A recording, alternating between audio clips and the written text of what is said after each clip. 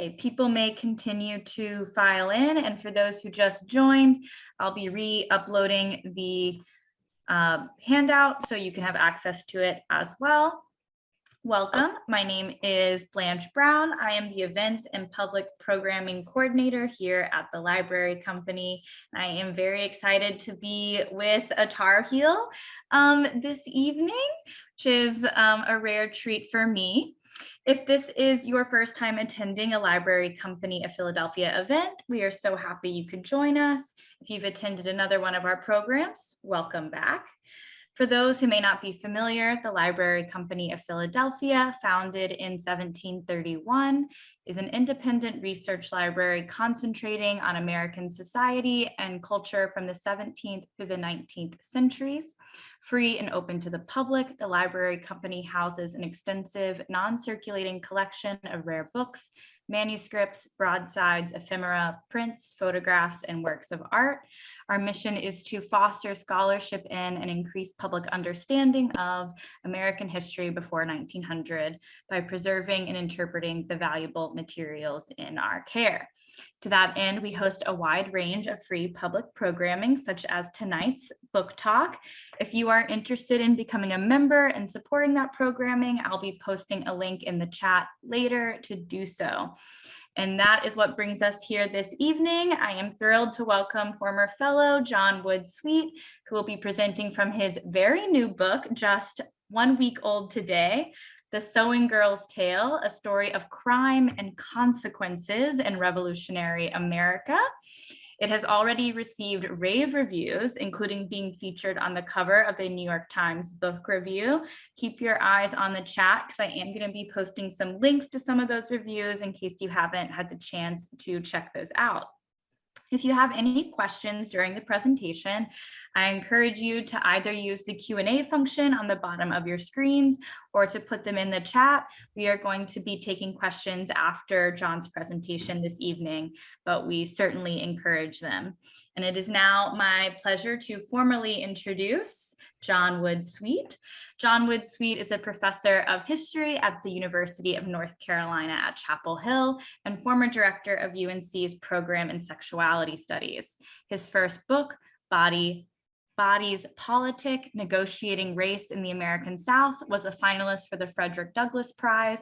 He has served as a distinguished lecturer for the Organization of American Historians, and his work has been supported by a number of grants and fellowships, including 2 short-term research fellowships here at the Library Company of Philadelphia.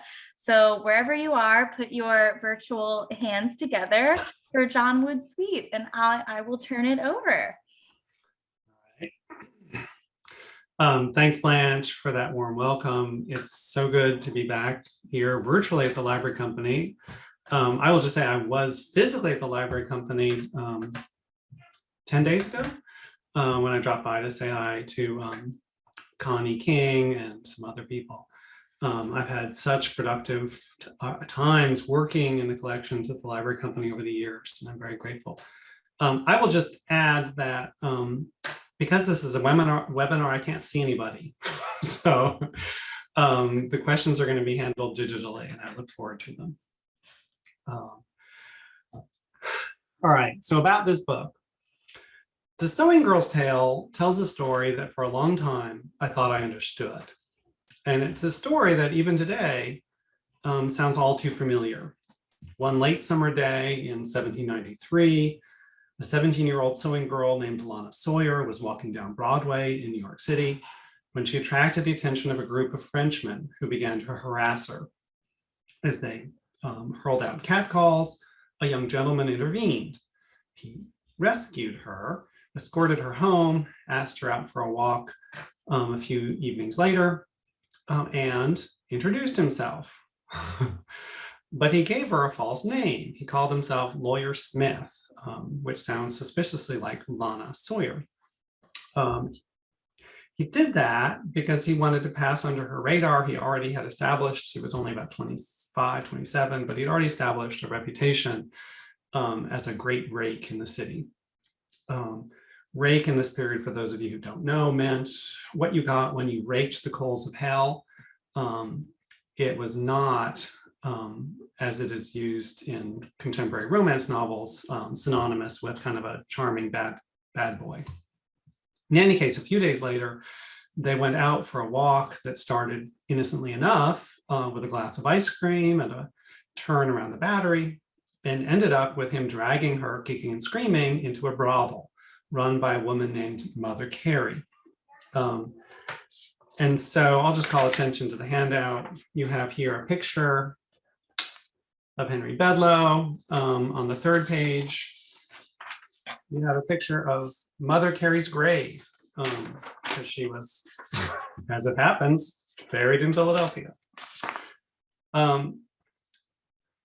Lanah was so traumatized and disoriented by what had happened that she took her almost the entire next day to gather herself and go home. But within a week, she had formally charged the man who's turned out to be named Henry Bedloe with rape. Within a month, there was a trial. And after a wrenching courtroom trauma that lasted almost 15 hours, the jury took about 15 minutes to deliberate. And they returned a verdict of not guilty. And that, I thought for a long time, was pretty much the end of the story. That was decades ago when I was in graduate school, around the time that Ms. Magazine coined the term date rape. And that was pretty much how I saw it, as a vivid and troubling example of the enduring problem of acquaintance rape. I started using this case in college classes to help students understand the historical roots of modern rape culture. But then, about 10 years ago, I was thrown for a loop. A graduate student in the course of her own research in print culture in the early Republic came across a brief notice in a newspaper from 5 years after the rape trial that pretty much called all of my assumptions about the case into question. And it really made me doubt myself. I was like, could I really have been so wrong? Could I have really misread this record so badly? So I started to investigate, digging into the surviving evidence, scrounging around for clues. And the more I learned, the more astonishing and often the more puzzling the story became. At the most basic level, I learned that the rape trial wasn't the end of the story, and in some ways it was just the beginning. Ultimately, this book became an opportunity to explore the tumultuous period after the American Revolution, not through the eyes of the so-called founding fathers, but rather through the eyes of a young working class woman, a 17-year-old seamstress. If Lanah Sawyer hadn't responded to a sexual assault in a really unusual way, she might have vanished from the historical record without leaving any trace at all. Ultimately, what emerged was a story of a young woman looking to make her own way in a city full of possibility and danger, a story of working men in the early Republic fed up with being disparaged and dismissed by snobbish elites, clinging to inherited privileges, and a story of early feminists making bold new arguments about human rights at a time when the only way most single women could earn a living wage was by working as a prostitute. Today, I thought I would spend the next half hour or so sharing with you a bit about how I went about exploring Lanah Sawyer's story and how I've struggled to make sense of what it means for us today. I wanted to focus on three major puzzles that I struggled with trying to figure out. All right, so the first puzzle is, who really was Lanah Sawyer? And where did she get the courage to stand up for herself? Late in the summer of 1793, it was easy to underestimate Lanah Sawyer. She was only 17. She came from a family of such modest means that she was already working as a seamstress to help support them. The man who called himself Lawyer Smith, and who actually was a rich and well-connected rake Henry Bedloe, clearly made assumptions about her that turned out to be very mistaken. And so did the madam, Mother Carey, who let them both into her brothel. Both Henry Bedloe and Mother Carey assumed that what happened that night would be the end of it, that Lanah would shrink away in shame and silence, that she would want to cover up what had happened. that she wouldn't dare to stand up for herself. And they had good reasons to think that. That's what most survivors of sexual assault did back then, and what most survivors of sexual assault do today. Even today, most sexual assaults are among acquaintances, meaning that the survivor knows the identity of the perp, but only a small fraction, some estimates are as low as 15%, ever get publicly reported or reported to any kind of official. Most survivors, for good reason, don't feel that seeking legal recourse is in their best interest. And in Lanah Sawyer's day, there were even stronger pressures to keep sexual assaults secret. In the literature of the day, in the stories and novels of the early Republic, a woman who lost her virginity outside of wedlock was considered fallen or ruined. She became a social outcast, a pariah, destined for a life of prostitution, perhaps, but in any case, destined for an early death. And in this case, the man Lanah Sawyer would be up against was not only older, but from a far higher social status. He was a gentleman, which I'm sure you all know in this period means not that he had good manners, it's a badge of social rank. He came from a rich and well-connected family. But an early sign of how badly both Henry Bedloe and Mother Carey underestimated Lanah Sawyer came the morning after, as she emerged from the brovel's back room. She had been sitting there for a while, sewing her gown back together. It had been torn during the assault, and she sewed it back together so she could appear on the street decently.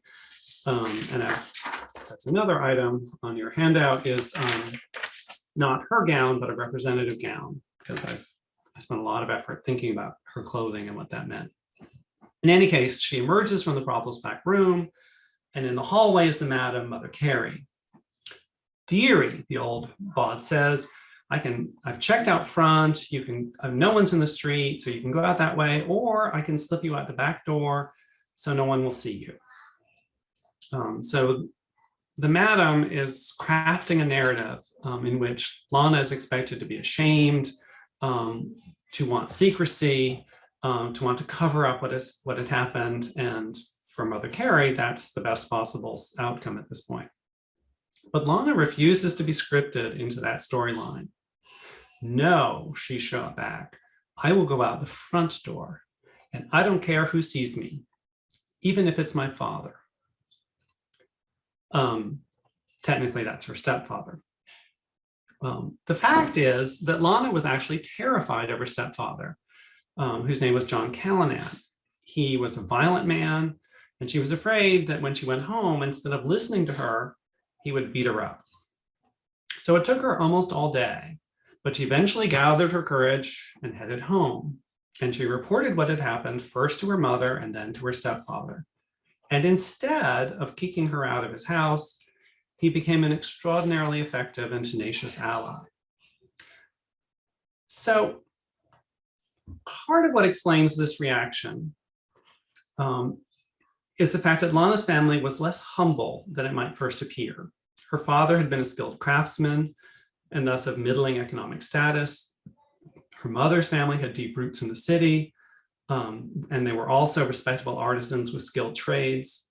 Before the Revolution, when most New Yorkers were renters, her grandmother had actually owned two separate houses in the neighborhood where Lanah's family still lived. And perhaps most surprisingly, Lanah's great uncle, who had started out as a baker, he owned the baking compound across the street from where Lanah lived in 1793, had become a rich businessman, rich enough to retire as a gentleman and to become elected as an alderman, which is the equivalent of city councilman now. He actually rented out the bakery and lived in an elaborate country estate up Bowery Lane, country seat. And aldermen are significant to the story for another reason, which is that it is to the aldermen in this period, the aldermen were the magistrates in this period, to whom a criminal complaint would first be made. So he was the kind of person that you would go to if you had been assaulted and wanted to pursue charges. He had died a couple of years. The first person Lanah went to on the morning after the assault as she was gathering her courage to go home. And as it happens, this aunt, well, really a great aunt, lived with another woman who, as it happened, was the aunt of Alexander Hamilton. So Lanah came from a working class family, but they had deep roots in the city and relatives and connections to people who were affluent and, and well known. But I think it wasn't all just Lanah Sawyer's family background that helps explain how the story developed.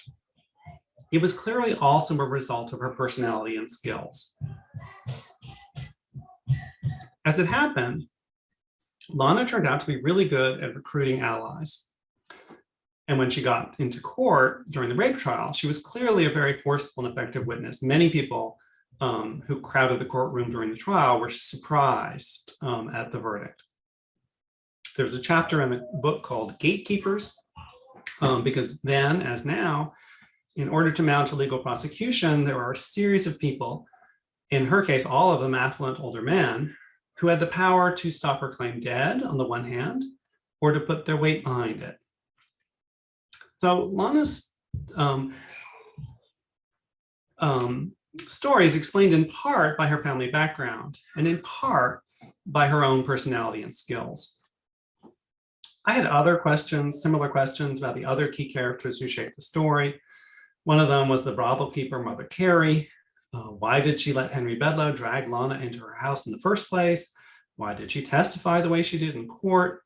Another, of course, was Lanah's stepfather, John Callanan. How did he get the gumption and the legal savvy and the social support that made him such an incredibly powerful ally for Lanah Sawyer and such a formidable antagonist for Henry Bedloe? And towards the end of the book, Alexander Hamilton appears in a role that raised a whole other set of questions for me. But for now, let me just say that I learned a whole lot about the business of prostitution in the 1790s, about the city's branch pilots, which was John Callanan's profession, and about the practice of law in the early Republic. All right, puzzle number 2. How did Henry Bedloe end up getting acquitted in the rape trial, even though his own attorneys admitted that his character was predatory and that his actions had terribly harmed, probably irreversibly harmed, Lanah Sawyer?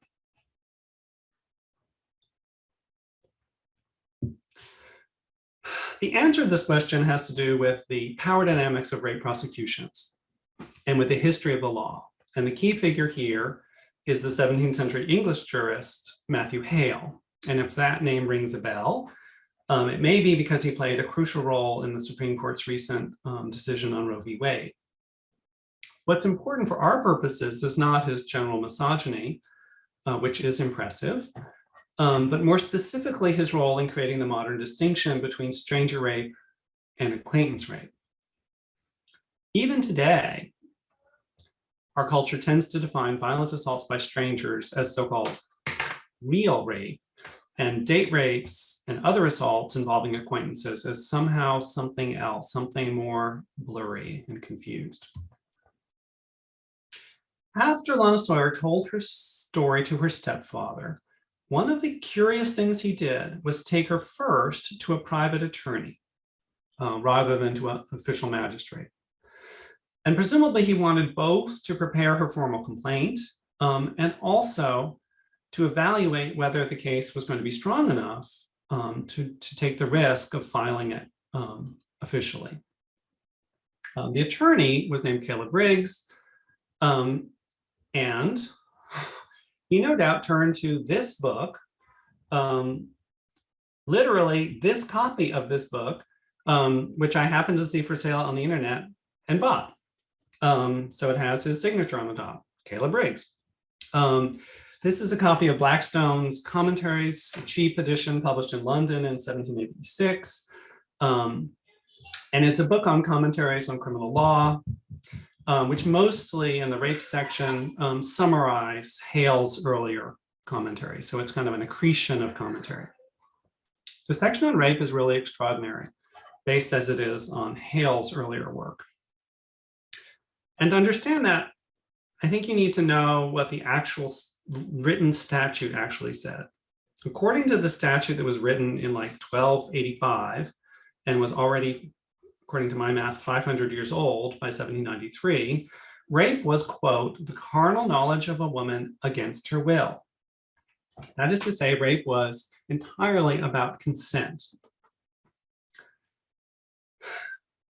But in English legal commentaries from Hale and later Blackstone, rape was defined in a different way, as the carnal knowledge of a woman forcibly and against her will. So they're inserting forcibly into the definition as though it was there, which it isn't. This is significant because it helped create a new legal standard defining rape not so much in terms of consent, which I will just repeat is what the statute actually said, but rather in terms of physical violence. In addition, Hale had argued that because women were so prone to lie about sexual assaults, he believed that women were generally prone to lie and generally prone to be vengeful and malicious. It was important for juries in rape cases to carefully evaluate the credibility of a woman's testimony. And to this end, he suggested jurors should consider a series of circumstances.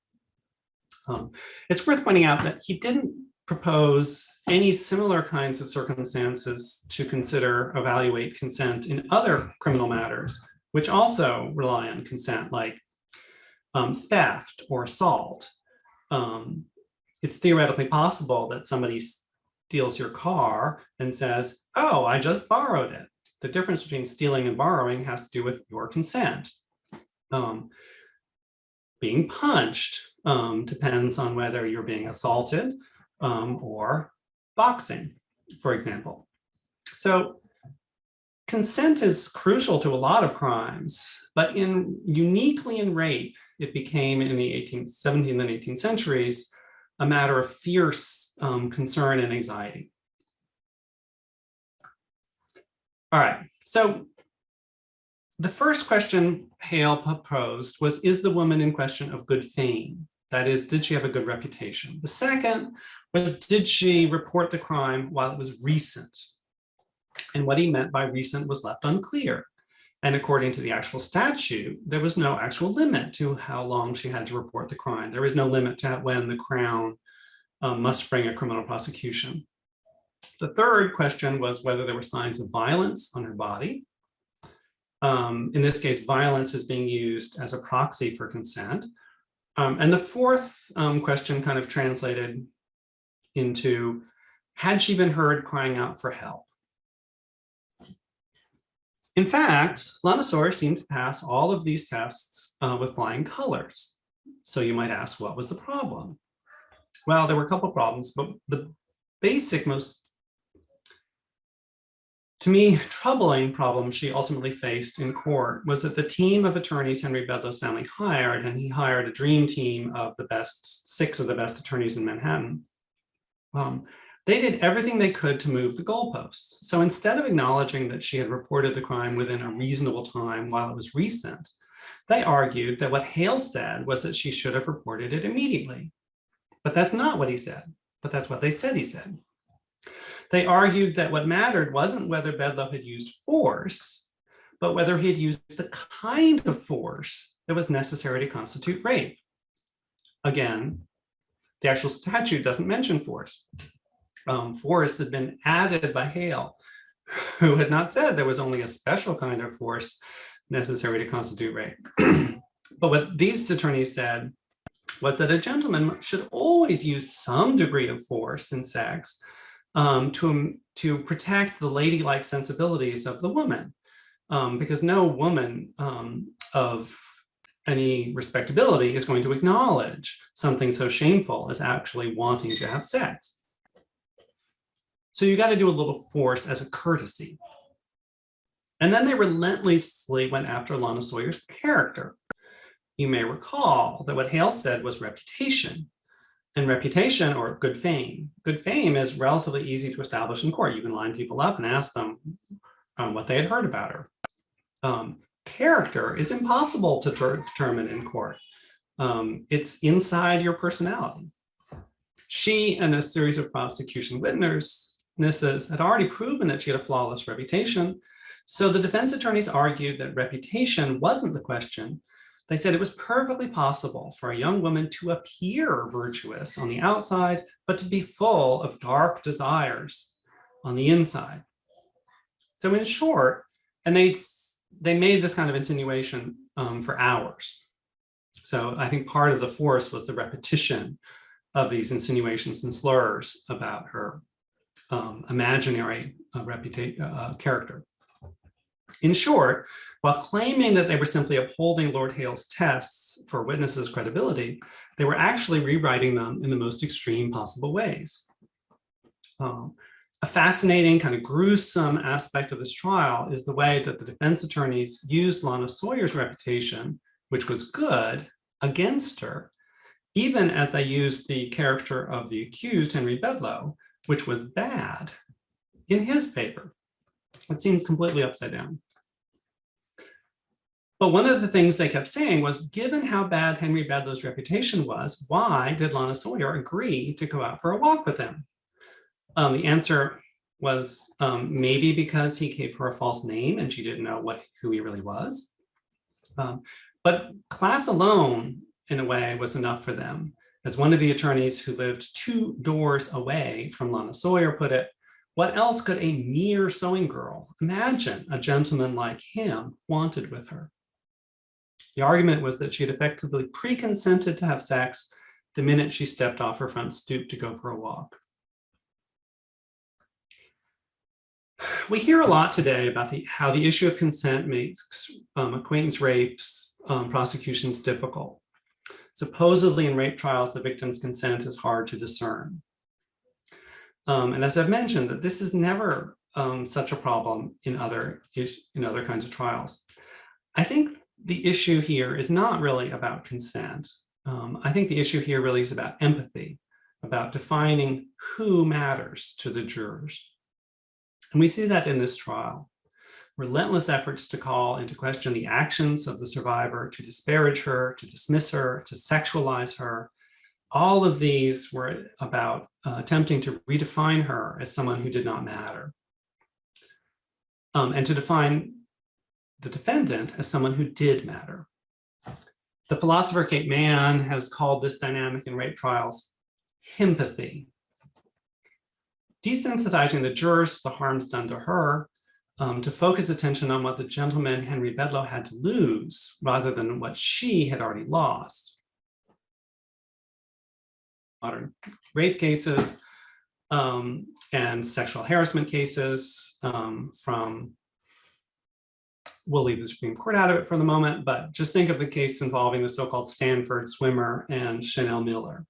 The focus in the news and in court was not on the losses she had already sustained, the damage done to her, but about his future, his potential, what he stood to lose. For those of you who haven't seen it, she wrote a really beautiful and smart memoir about that experience and its aftermath called Know My Name. We see this dynamic very explicitly in the Bedloe trial. One of the horrified defense attorneys remarked to the all-male jury, as though it was an impossible outrage. He said, "The life of a citizen is in the hands of a woman."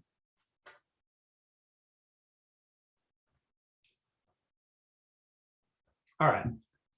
So the third issue, the third puzzle that I wanted to talk about tonight was why this case evoked so much outrage, not just among women, but also among men. The reaction to this trial was really unique, as far as I can tell, in the 18th century. Over the years, I've turned up fascinating evidence of a whole range of people who were outraged by this case, by the way Lanah Sawyer was treated during the rape trial, by the verdict the jury reached. There were complaints about the roles of lawyers and money in perverting the course of justice. Women, too, were outraged by the case, and some of them joined in the newspaper's debate with forceful analyses of sexual double standards. It was a really fascinating case in which one woman wrote to her husband, who was one of the defense attorneys, to give him a piece of her mind. But most puzzling to me was the way in which the city's working men rose up in outrage, which is not a dynamic we typically see in modern, equivalent modern sex scandals. A week after the trial, the city was rocked by a series of riots involving as many as 600 men, at a time when the whole population of the city was about 40,000. They attacked first Mother Carey's house, reducing it to rubble. And there was nothing left but scrap lumber that the poor were carrying away as firewood and a cloud of bed feathers. And then they went on to destroy a series of other brothels, as Bedloe himself fled the city and his family hired armed guards to protect their house. So how did these men, for the rioters were almost all men, mostly working class men like Lanah Sawyer's stepfather, how did these men come to see the attack on Lanah Sawyer as an attack on themselves? And it turned out that in the 1790s, the city of New York was at the forefront of a titanic struggle over the destiny of American politics and the nature of American democracy. The attorneys who repeatedly sought to dismiss and disparage Lanah Sawyer and the witnesses who came forward on her behalf as obscure people whom nobody knows and who should have been required to produce character witnesses of their own. This was an attorney who happened to live two doors and across the street from another witness. When Lanah Sawyer faced off against Henry Bedloe in court, many observers saw it as part of a larger conflict between champions of democracy and defenders of aristocracy. At the time, many of the founding fathers, which we should remember when we think about the supposed method of discerning original intent, many of the founding fathers considered democracy a dangerous idea. They argued that elite men should run the country and everybody else should do what they're told and know their place. But by 1793, the French Revolution had presented a much more radical vision of equality, which some saw as an inspiration and others as a nightmare. And part of what citizenship meant to men, rich and poor in New York, in America, was their status as men. And we see this in their targets during the riot. The rioters expressed their outrage against Henry Bedloe and his attorneys, not by attacking his house or his parents' house or the houses of attorneys, but by attacking a series of brothels kept by women. They didn't attack male-run brothels, only female-run brothels. So essentially, they displaced their anger at elite men, their class resentments against elite men, onto women that they labeled sexually disorderly. And this points to an enduring problem, the often blurring line between alliance and appropriation. Often, being an ally, taking on somebody else's ordeal, somebody else's struggle, can turn into an act of appropriation, taking ownership of their experience, using it for purposes that are more yours than theirs.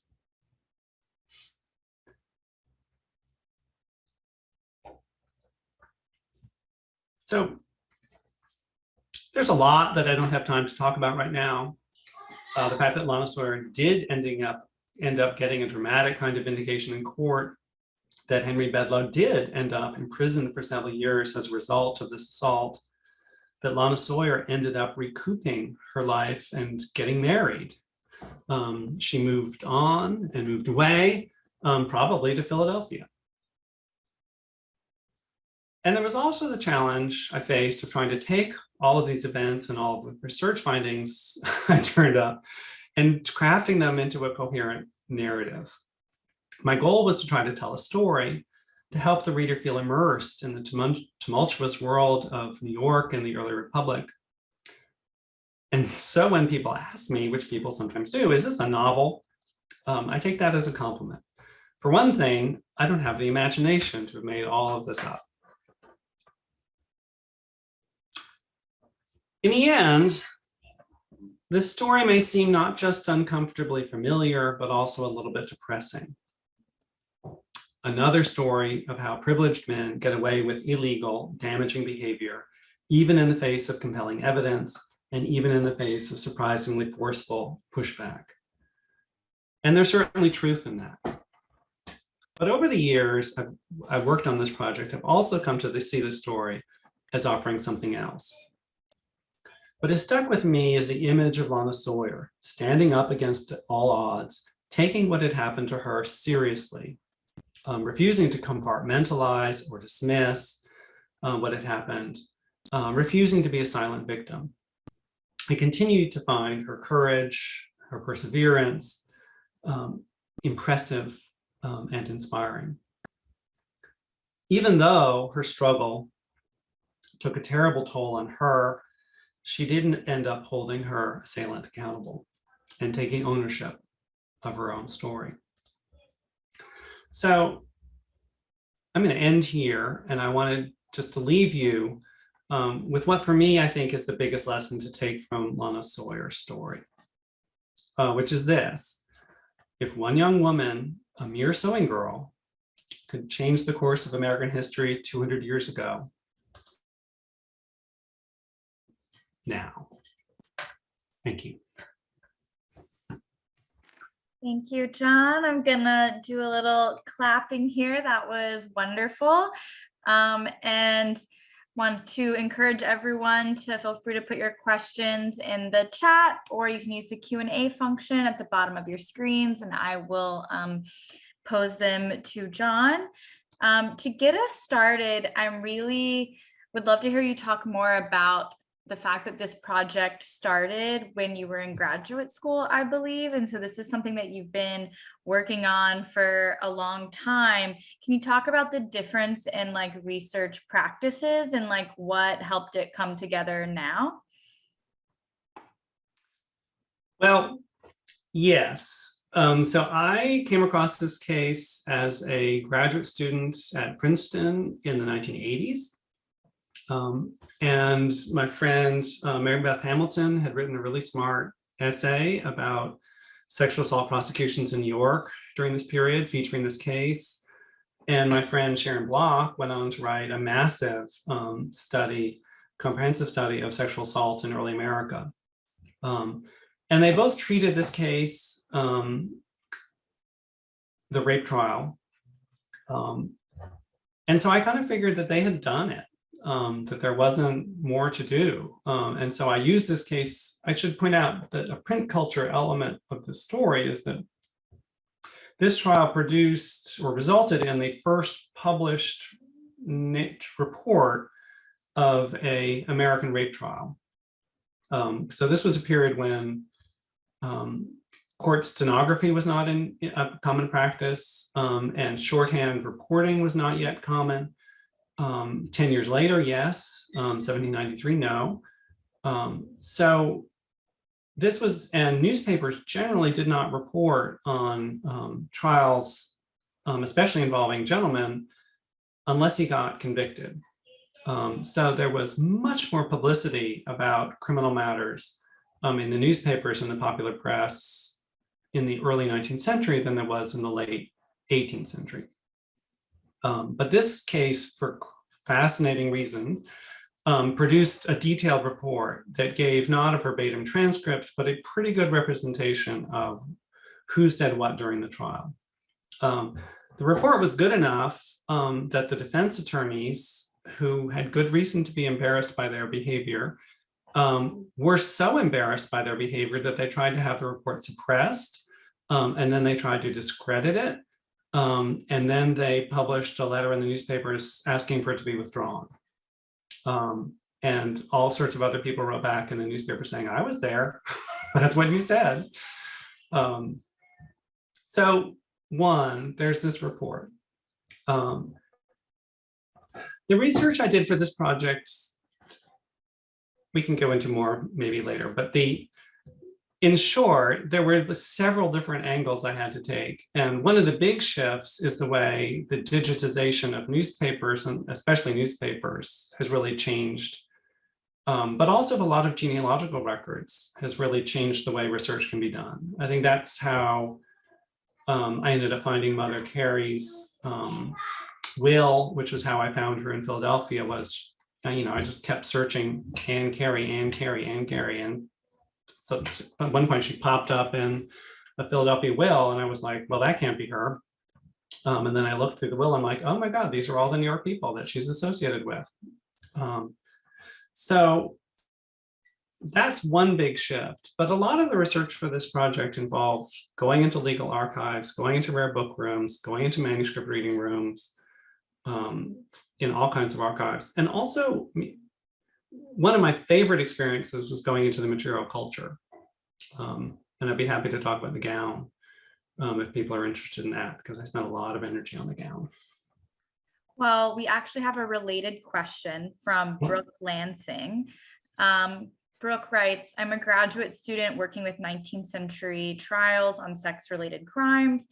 Can you talk more about your process of sifting through court documents and writing about a trial with competing narratives in a coherent way? So that might encourage some elaboration on some of the things you were just getting into.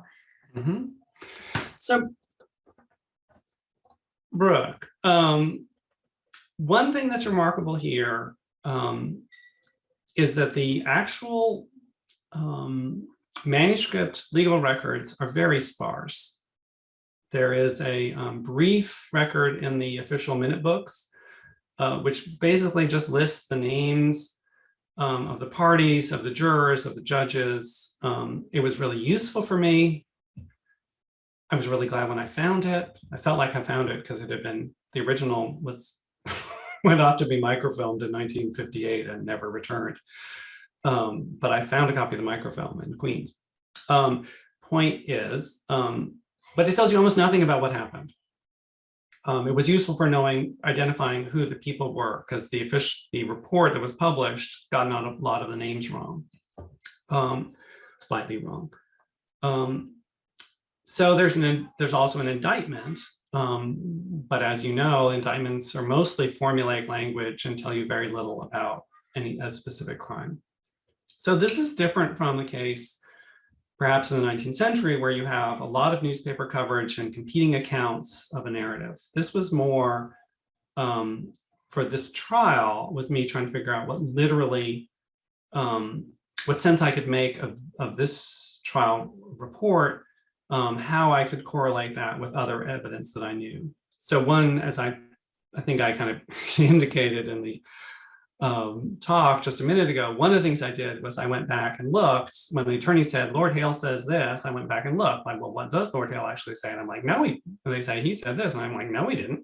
So I was trying to understand the patterns of the defense strategy and the prosecution response. I also spent a lot of time trying to find the private papers of some of these attorneys and portraits of them, some of which were in private collections.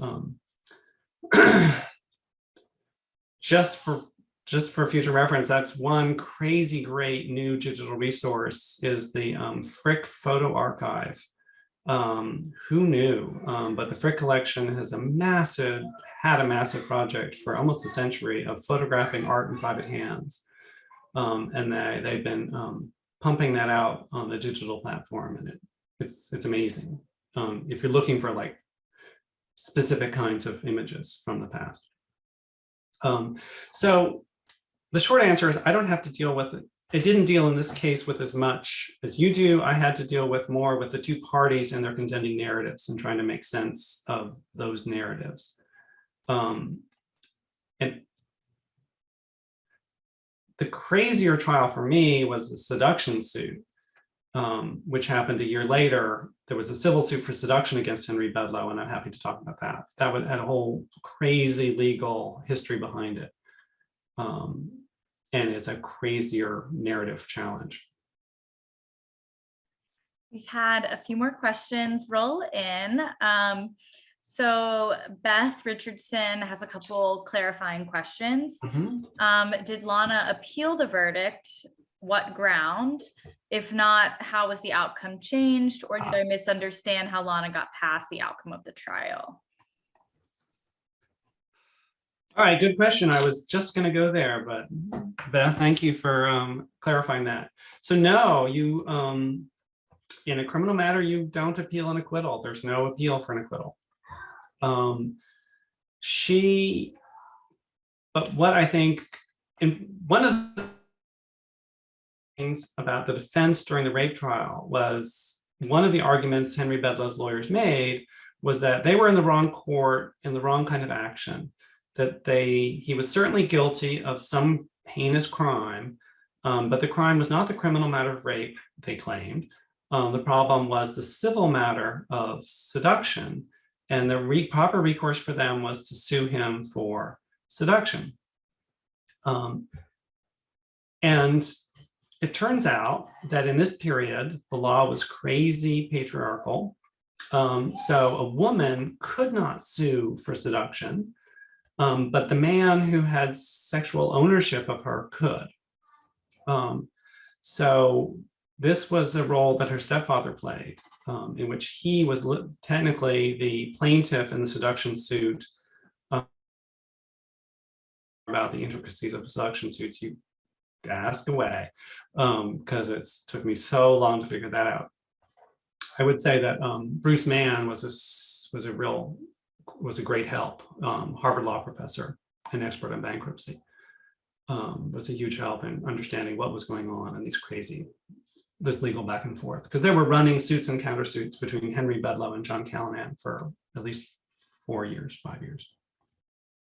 Does that make sense? So it was a result of the seduction suit that Henry Bedloe ended up going to prison. And I have these keys here. It was debtor's prison, because his rich family refused to bail him out. What they agreed to do was to hire Alexander Hamilton to find some devious way of getting him out. Wow. Beth Volbach, or I apologize, Beth, if I'm mispronouncing your last name, also has like a related question to what you were just mentioning about the stepfather. And the question is, didn't Lanah really take the case to court because her father made her? I believe it was her stepfather. But I'm curious about what you were able to discover around like Lanah's agency around like using that strategy. That's me adding my own follow-up question around that. Does that make sense?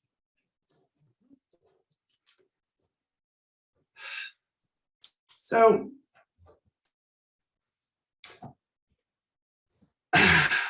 second Beth,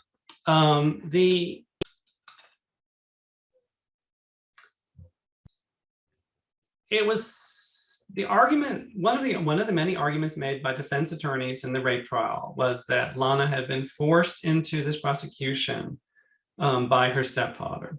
And Henry Bedloe himself later repeated that claim, that she had been forced into this prosecution by her stepfather.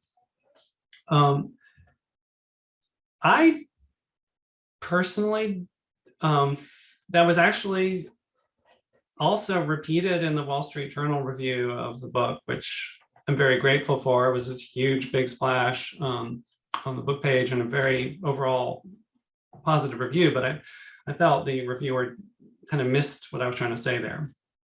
So the answer is no, I don't think Lanah was forced into this. I think consciously or unconsciously, a lot of her response the day after the assault had to do with essentially forcing a public accounting. I think if she had wanted to cover this up and keep this private, she had ways of doing that. And the way she stage managed her return home, I think made that very difficult. Of course, Henry Bedloe as an attorney also wanted to make the argument that there was no assault in the first place. And I think they're clearly wrong on that. And that's one place, there are many reasons why I think that, but one of them is because of the gown and the damage to the gown. Well, that is a perfect segue, if you don't mind me stopping you there. We've had 3 questions come in related to the dress. So I'm just gonna sort of roll them all into one. One was an encouragement from Alana to please do talk about the dress. Miriam asks, would you talk more about the dress and its features? Is it representative of her class or of the time period? And Charlene asks more broadly, can you elaborate on your reference on researching material culture and how it relates to the dress you have pictured. So thank you all All three right. of you for those great prompts. So thank you, Alana and Miriam and Charlene. I was kind of begging for that question, and here we are. So I gave you a picture of the gown. I refer to it as a gown reflexively because that's how Lana described it in the trial. Normally, we would call it a dress. So I spent a lot of time trying to visualize this story. So what did the courtroom look like? One of the questions was, which room in the courthouse was it in? It was, we don't need to go there, but it was a room designed by Pierre L'Enfant to house the federal Congress. And some of the furniture for that room still exists, for example. So it's kind of, and there are just elaborate descriptions of the room. And I was curious to like, what furniture was still there? Were the blue curtains still there? Whatever. I wanted to visualize everything. What did the back room of Mother Carey's brothel look like? So I talked to all kinds of experts and looked at all kinds of different sources. Like, I'll just say, one feature of the back room of Mother Carey's brothel was that it didn't have plastered walls. It had plank walls. And so I actually found a source that helped me under building fire insurance appraisal records that helped me see how many buildings had plastered rooms and how common was that and what kinds of rooms didn't. All right, to the dress. So I spent a lot of time trying to figure out what her clothing would have looked like. And the biggest problem with figuring out what her clothing looked like, it's described in the record as a calico gown. With a drawn frill about the neck. And so the answer is this gown is perfectly representative of a working class woman's calico gown from this period. It would have been probably the most expensive and elaborate thing she owned. She could possibly have bought it secondhand. This specific example is from Winterthur, and was a gown that's been refashioned twice. So it was made probably in 1785, and then somebody else refashioned it in 1795 or so. And then it was reverted to its original appearance by some colonial revivalist in the 19th century. Point is that Lanah might well have had a gown just like this that was originally styled one way that she refitted to herself after buying it used. All right, so about the gown. The transition, the problem with figuring out the gown in this period is there's this huge transition between late 18th century revolutionary period mantuas and round gowns and later kind of empire style, high-waisted, more diaphanous gowns that you're familiar from like Jane Austen productions or whatever. And the 1790s are a period of transition. So if this was 1790, we'd pretty much know what style it was. It could be constructed in different ways, but we kind of know how it looked. And if it was 1800, we'd pretty much know how it looked. But in 1793, it's hard to say. So I looked at the fashion books and the scholarship, and I ended up going to visit. A crucial visit was when I visited Linda Baumgarten, the chief textile curator, now retired, at Colonial Williamsburg. And she walked me through like, well, it could be this, or later on it would be this, but the specific descriptions in the trial record about pins mean that this was a gown where the bodice had a seam down the center and was pinned together with straight pins, which seems like it would be uncomfortable because you get poked, but actually you're wearing a corset underneath, so that's not a problem. And there were strings, and those are so we went through like the number of strings and the pins and the frill, and decided that it was certainly a gown that would have looked like this one does when put on, and very likely assembled in this way, which was with the bodice is attached to the skirts, and the skirts have a drop panel, which ties with a drawstring around the waist so you can get in and out of the gown because it's tightly fitted, and it has a tight waist and wide hips and a breast. And the drawn frill could be simply that there was a decorative frill around the neckline, or that there was that the neckline came up to the throat. There are different examples of that. So after we went through this whole process of Linda Baumgarten patiently explaining to me all about the undergarment, the undergarments, the gown, the drawstrings, the problem of the 3 drawstrings and where they possibly could have been, and the possible options. She's like, well, I do have some thoughts. I'm like, oh, I should stop talking. And she said, first, one thing you need to know is that Henry Bedloe didn't need to remove the gown in order to rape Lanah Sawyer or have sex with Lanah Sawyer. Pretty much nobody, Jefferson and Washington may be exceptions, wore drawers in this period. So Lanah would have had petticoats on and a shift on, but those could have been pulled up. And so the fact that the gown was removed, and according to her account, forcibly removed, tells us something about his sexual aim, the power of the gaze. He wanted her naked. He wanted her exposed in a certain way. He wanted to have a kind of possession of her in a certain way. The other thing that is Linda Baumgarten said, so observation number 2, is that the damage to the gown is very strong evidence of what the prosecution during the trial said, which is that the assault was violent. And the gown really shows that. Not this particular gown, because it's not the right same gown, but the fact that the gown was damaged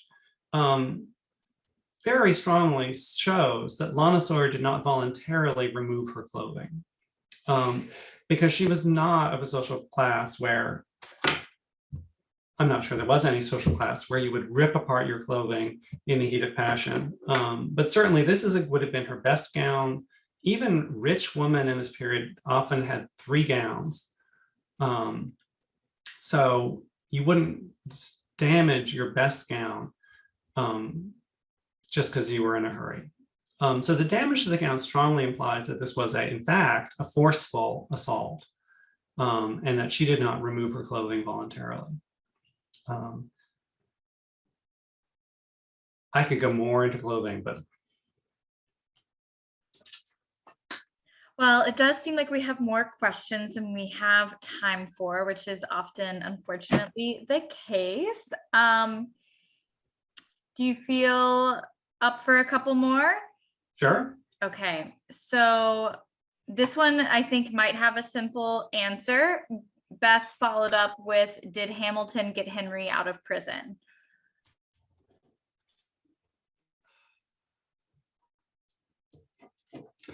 Well, Beth, that does seem like a bit of a spoiler alert. The short answer is, I'm not sure it was Hamilton. Hamilton's initial tactics, let me just say, Hamilton made 3 basic efforts over a period of 18 months to get Henry Bedloe out of debtor's prison. And the first 2 were blatantly fraudulent. The first and second were just completely fraudulent. And John Callanan called baloney on him and dismissed them. The first was actually dismissed by a bankruptcy judge. And the third was a negotiated settlement, which was the basic way you got out of debtor's prison in this period, and the basic thing you had to do if you put somebody in debtor's prison in this period. Generally, if you put somebody in debtor's prison, you gave up expecting to get all of your money. You were more like a collection agency trying to negotiate an outcome.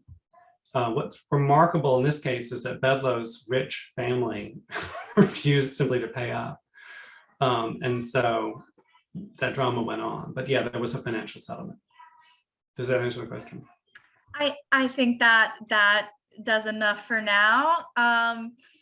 And Anita says, hi, John. I've so enjoyed hearing you speak about your book tonight. Thank you for sharing, and happy 1 week since pub.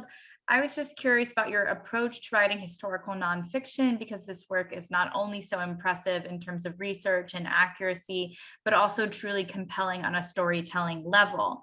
How did you work out that balance and sift through your copious amounts of research to weave together such a moving narrative?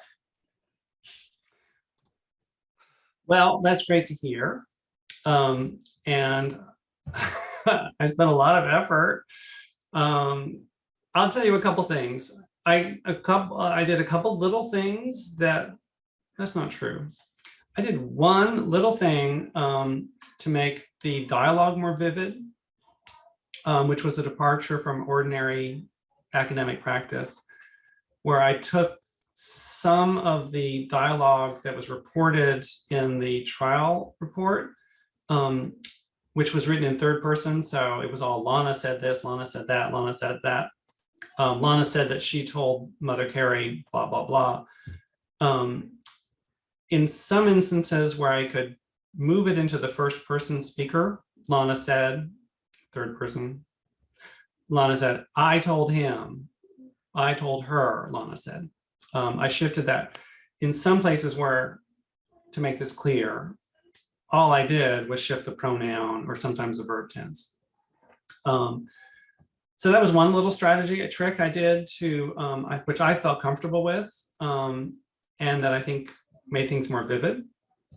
I thought there was a real balance between how much you tell the reader at the beginning and how much you let them discover and evaluate during the trial. So I wanted to be fair to the reader, but not to give every opinion of mine away at the start. I wanted this to be a book about Lanah Sawyer and her story, not a sensational account of an assault. So I actually never narrate the assaults myself. I do repeat her narrative during the trial of what had happened. But I wanted it to be clear that she had a story that began long before this and a life that went on long after this event. And I spent a lot of effort trying to keep her at the center of the story, even though these men kept kind of trying to take over the documentary record. And that was particularly important at the end of the book, where I kept having to think, like, so what does this mean for Lanah? And where is she? What can we know? What do we know about where she is now? And what does this tell us about her experience? So that was a challenge, trying to keep her at the center. Thank you, John. That did remind me of a question I had at the beginning, which, to be selfish, I'm going to bring up, if you don't mind. You mentioned how widely publicized this trial was, and I was curious if that publication tended to be sensationalized, or if this was considered serious news at the time. Was it gossip? Was it a mixture of both? Like, what did that print matter look like in terms of mood and feel? So, one of the best references for this that I found was Daniel Cohen's work about criminal narratives in the colonial and early republic. And his dissertation actually has a chapter that didn't make it into the book. That was a chapter that I needed, which was on, basically it was a chapter on sex-related trial narratives from New York City from the early republic. So I don't have much originality here, but what I will say is that his sense, and I think he's right, is that there was an increased, this trial marked the beginning of a sensationalism of the news of criminal trials in the early republic. And I suppose this is something for Brooke Lansing and others to be thinking about, is the tendency of these trials to sensationalize violence against women and sex and women.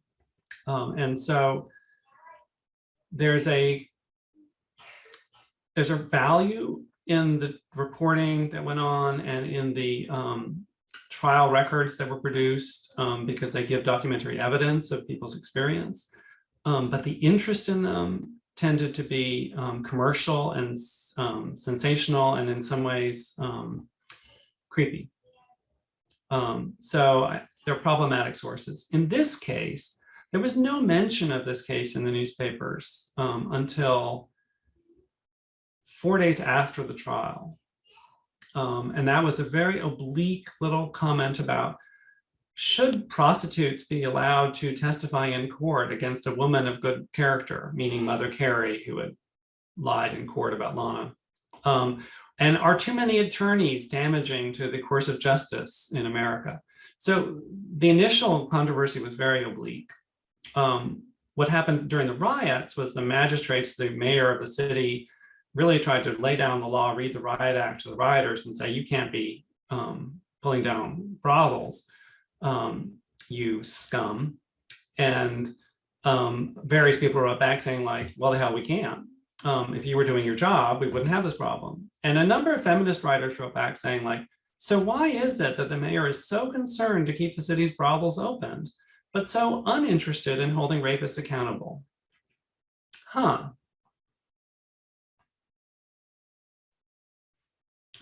So there were a couple, so the coverage became kind of angry and contentious, but also really, there were some really smart things said.